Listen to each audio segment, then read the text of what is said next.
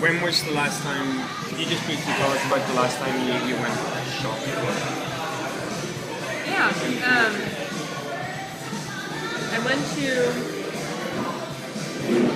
Stanford Mall to try and buy exercise shorts. Okay. To try and buy? Yeah, with the intention of buying them, but then I did not buy any. Okay. Why not? Partially I ran out of time, and then I went to the Nike store, and it just looked like a really frightening bunker. I don't know if you've been there, but it kind of looks like you're in a war. And I was like, what do you mean by being in a war? Well, it's like a gray concrete structure. They have giant letters and numbers spelling out things, and I don't know. It was a really kind of frightening place to exercise shorts. So I didn't buy any. That's the last time I went shopping. Did you run out of the store immediately? No, I tried some on, and then I just left. So did you find your shorts elsewhere? Yeah, I ended up buying some online. Okay. Yeah. Did they fit? I don't know. Ah. Good luck. I hope they fit. Yeah, me too. Yeah. So when was the last time you went out shopping and actually bought something? And succeeded in finding what you wanted to find?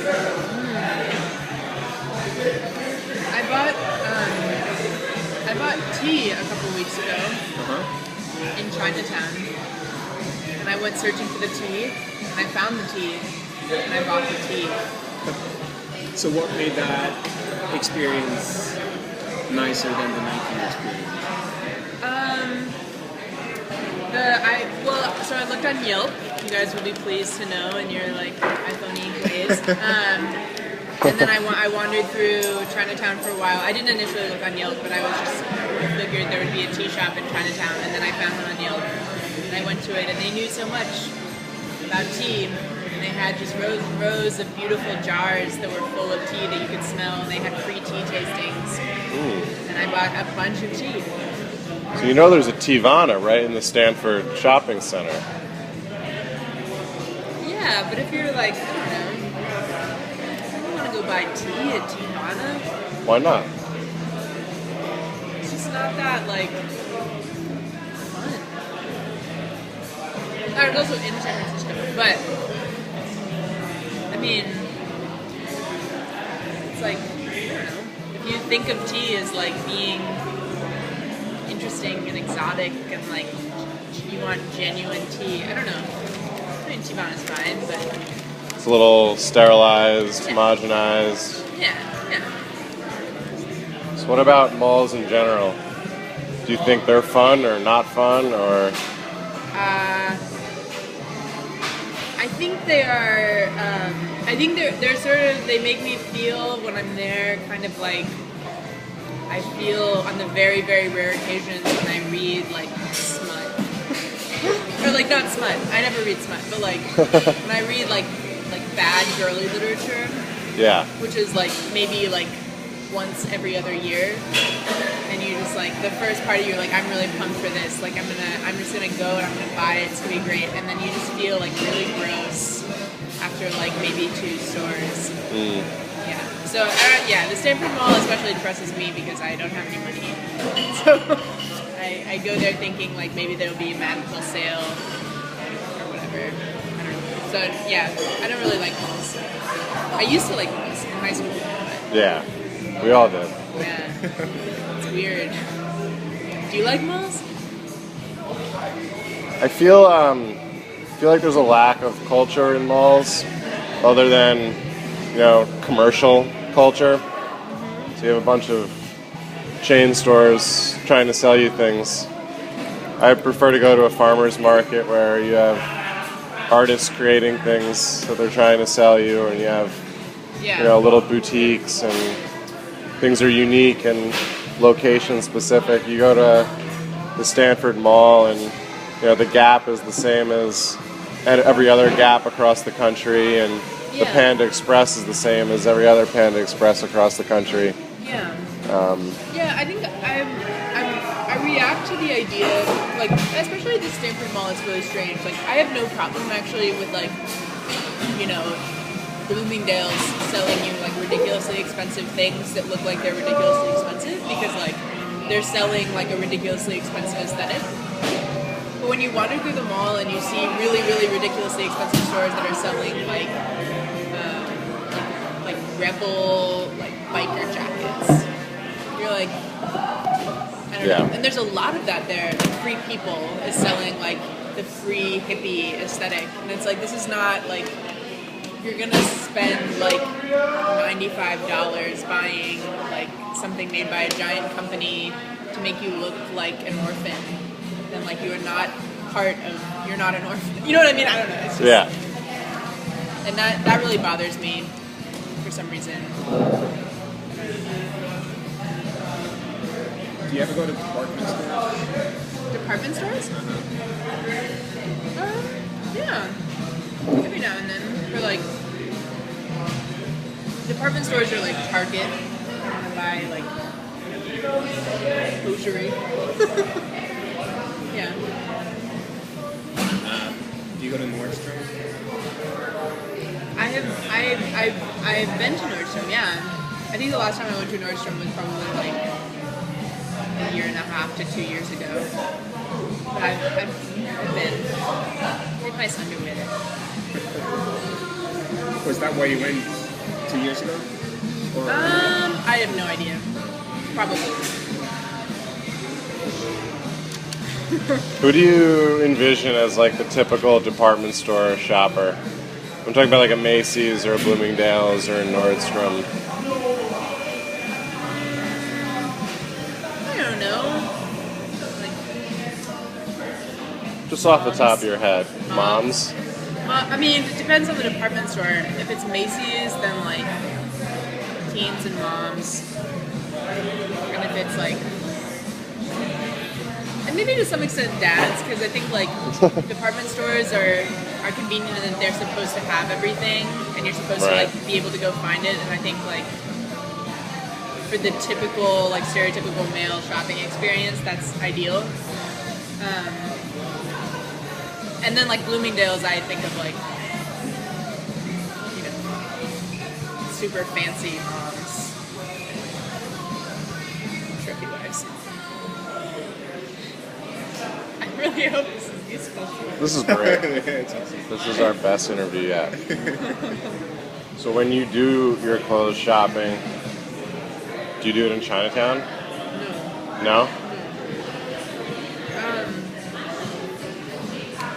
My clothes shopping comes from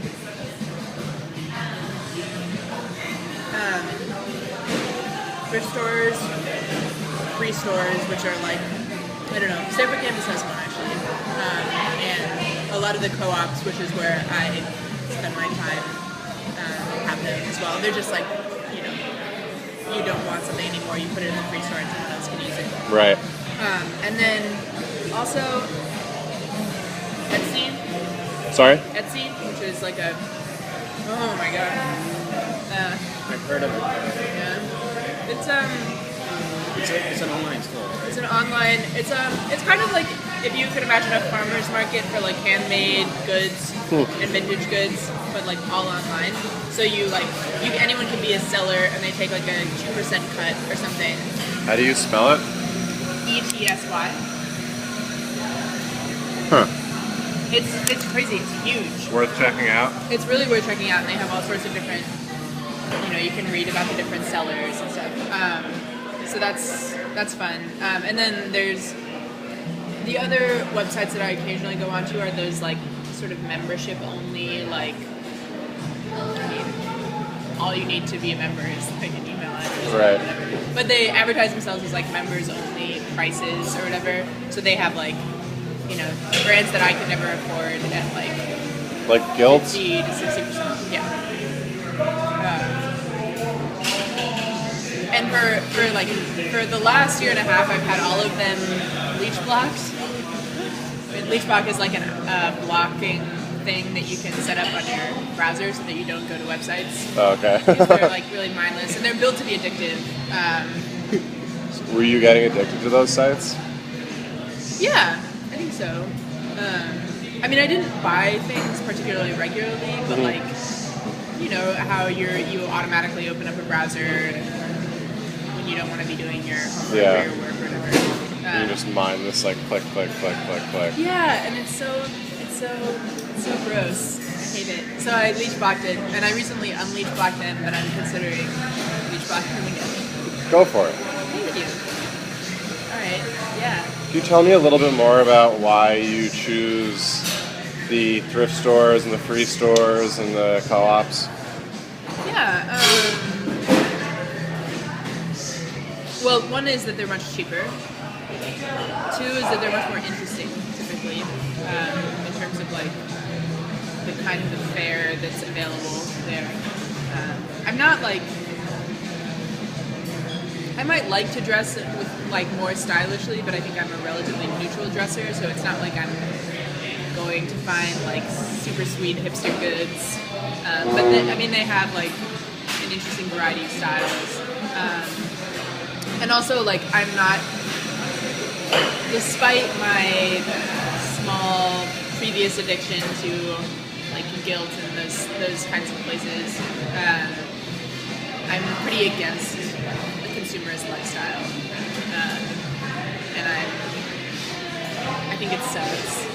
So like I would rather, if I'm going to be, and I'm against like unnecessary resource usage, that particular aspect of the consumerist lifestyle. And so I'd rather buy something secondhand.